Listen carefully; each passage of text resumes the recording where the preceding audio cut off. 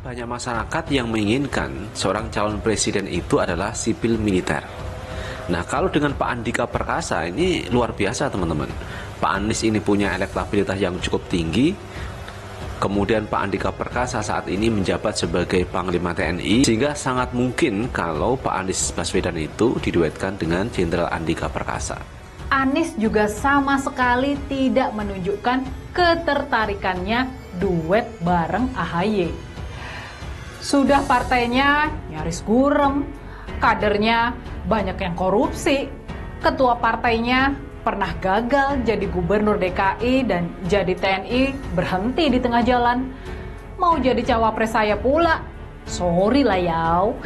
Tema tentang sandiwara politik tetap yang menjadi primadona. Karena dalam politik itu ada semua subtemanya. Dari cinta, benci, pengorbanan, pengkhianatan, sampai pertempuran tanpa akhir pun ada. Kisah cinta politik antara Anies dan AHY juga seolah masuk dalam tema panggung sandiwara. Katanya mau menyejahterakan masyarakat. AHY itu lagi bermimpi. AHY dan Anies Baswedan itu lagi bermimpi menjadi pasangan yang serasi.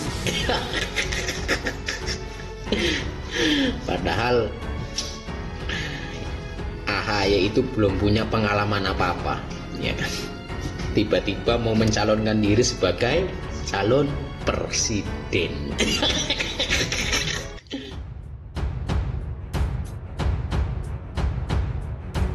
Tinggal deal duet Anies Baswedan dan Andika Perkasa serasi, AHY harus legowo demi kepentingan. Gubernur DKI Jakarta Anies Baswedan kembali melakukan manuver. Dirinya terlihat mengunjungi Panglima TNI Jenderal Andika Perkasa di kantor Subden Merdeka Barat Denma Mabes TNI Jakarta Pusat Jumat 15 Oktober 2022. Hal ini tentu menjadi perhatian sejumlah pihak mengingat dua tokoh tersebut termasuk dalam jajaran bursa Pilpres 2024. Banyak yang mengatakan keduanya terlihat serasi, termasuk Faisal Assegaf yang menyoroti kedua tokoh tersebut. Dirinya ingat betul keduanya termasuk dalam radar bakal calon presiden dari Partai Nasdem beberapa waktu yang lalu. Hal inilah yang dirinya menduga adanya sesuatu dalam pertemuan tersebut, termasuk kemungkinan keduanya akan menjadi pasangan dalam Pilpres 2024. Hanya saja, Ketua Umum Surya Paloh, pendiri Partai Demokrat Susilo Bambang Yudhoyono, mantan Wapres Yusuf Kala, dan PKS belum deal akan hal tersebut. Lebih lanjut, kata dia, Ketua Umum Partai Demokrat Agus Harimurti Yudhoyono atau AHY mesti berbesar hati untuk kepentingan bersama. Dirinya bahkan mendorong AHY untuk mau membuat kedua tokoh tersebut semakin dekat. Zulfan Lindan ungkap awal mula penonaktifkan dirinya dari Nasdem, saya di WA katanya Paloh marah. Politikus Partai Nasdem Zulfan Lindan merespon atas penonaktifan dirinya dari kepengurusan DPP Nasdem. Zulfan mengatakan penonaktifan itu bermula ketika dirinya dikabari Sekjen Nasdem Johnny Plate bahwa Ketua Umum Surya Paloh marah atas pernyataannya. Adapun pernyataan yang dimaksud yakni Gubernur DKI Jakarta Anies Baswedan sebagai antitesis Presiden Joko Widodo. Zulfan lantas mengirimkan pernyataan lengkapnya kepada Johnny soal Anies antitesis Jokowi. Zulfan menduga Menteri Komunikasi dan Informasi itu tak paham apa yang diucapkannya. Ia menjelaskan dirinya telah mengundurkan dari kepengurusan DPP Nasdem pada 20 April 2020 karena diangkat menjadi Wakil Komisaris Utama Jasa Marga. Sebab menurut Zulfan, menjadi Komisaris BUMN tak boleh menjadi pengurus partai hingga akhirnya dilantik Menteri BUMN Erick Thohir. Saat itu, kata dia, surat pengunduran diri tersebut ditandatangani Joni sebagai Sekjen dan Ahmad Ali sebagai Wakil Ketua Umum Nasdem. Lebih lanjut, Zulfan memprotes ketika isi surat penonaktifan tersebut memintanya untuk tak boleh berbicara mengatasnamakan fungsionaris partai. Dianggap bikin gaduh. Diketahui Ketua Umum Partai Nasional Demokrat Surya Paloh menonaktifkan elit partainya Zulfan Lindan. Hal ini dikarenakan Zulfan Lindan beberapa waktu terakhir dianggap Partai Nasdem berkali-kali membuat pernyataan ke media massa yang tidak produktif dan dianggap bikin gaduh. Atas hal ini, DPP Partai Nasdem memberikan peringatan keras kepada Zulfan Lindan dengan menonaktifkannya dari kepengurusan DPP Partai Nasdem. Zulfan Lindan juga dilarang memberikan pernyataan di media massa dan media sosial atas nama fungsional Partai Nasdem. Surya Paloh juga menyebutkan dinamika politik Indonesia sedang mengalami peningkatan berbagai gerak politik. Nasdem sejak awal mendeklarasikan diri sebagai partai gagasan atau partai yang ingin berjuang untuk melakukan perubahan dalam kehidupan berbangsa dan bernegara. Sehingga jelas Surya, Nasdem memiliki tanggung jawab moral dan praksis agar masyarakat Indonesia mendapatkan pendidikan dan informasi politik yang mencerahkan dan memberi pemahaman yang baik. Anies antitesis Jokowi. Sebelumnya Zulfan sempat mengatakan sosok Gubernur DKI Jakarta Anies Baswedan merupakan antitesis atau pertentangan yang cocok dari Presiden Joko Widodo. Hal tersebut dikatakan oleh Zulfan sebagai satu dari antara banyak alasan kenapa Partai Nasdem mendeklarasikan Anies sebagai calon presiden pada pemilu 2024.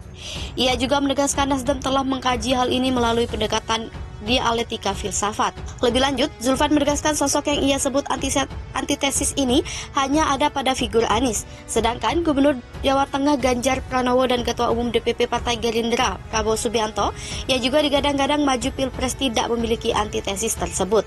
Rumahnya digusur atas perintah Anies Baswedan. Ex-elit Nasdem, Gubernur jahat kami mengutukmu. Politikus dan aktivis Wanda Hamidah mengatakan dengan tegas bahwa Anies Baswedan adalah seorang gubernur yang zalim. Dirinya yang diketahui merupakan mantan Ketua DPW Nasdem DKI Jakarta ini mengatakan hal tersebut setelah dirinya mengaku mendapatkan perlakuan tidak menyenangkan. Menurutnya, rumah yang telah ditinggalinya sejak 1960 itu berusaha dikosongkan dengan paksa atas perintah mantan Menteri Pendidikan tersebut. Selain itu, dalam unggahan lain memperlihatkan Om dari Wanda Hamidah sampai terkapar imbas penggerudukan Satpol PP. Bahkan Wanda Hamidah turut meminta bantuan dari para netizen agar memviralkan penggerudukan Satpol PP DKI Jakarta ke rumahnya. Sebelumnya, artis dan politikus Wanda Hamidah cium adanya dugaan tindakan sewenang-wenang Gubernur DKI Jakarta kala rumahnya akan digusur Pemprov DKI Jakarta. Kabar ini disampaikan langsung oleh Wanda Hamidah melalui unggahan pada akun media sosial Instagram pribadinya bernama @wanda_hamidah yang telah terverifikasi. Dalam unggahan pertama tentang penggusuran rumahnya, Wanda Hamidah membeberkan adanya dugaan tindakan kurang etis. Dalam keterangan yang disampaikan Wanda Hamidah, rumah tersebut sudah ditinggalinya sejak 1960 silam ini. Selain itu, Wanda Hamidah juga membeberkan adanya pemaksaan penggusuran dengan memerintahkan aparat serta mengirimkan alat berat. Selain itu, Wanda Hamidah juga meminta perlindungan hukum oleh Presiden Joko Widodo hingga Menko Polhukam Mahfud MD. Pada video lainnya memperlihatkan aparat sampai menggoyang-goyang pagar rumah Wanda Hamidah guna melakukan penggusuran. Dalam video lain, terpantau adanya diskusi antara pihak keluarga Wanda Hamidah dengan pihak-pihak yang akan menggusur kediamannya. Hingga berita ini tayang masih belum diketahui pasti kenapa rumah Wanda Hamidah yang sudah didiami sejak 1960 bakal digusur. Pantas tak ngegas usung Capres 2024, PDIP ternyata satu-satunya partai dengan 4 kekuatan super ini. Kandidasi buat pemilihan presiden 2024 sudah memanas, berbagai partai politik sudah melakukan berbagai manuver dengan mengusung calon presiden.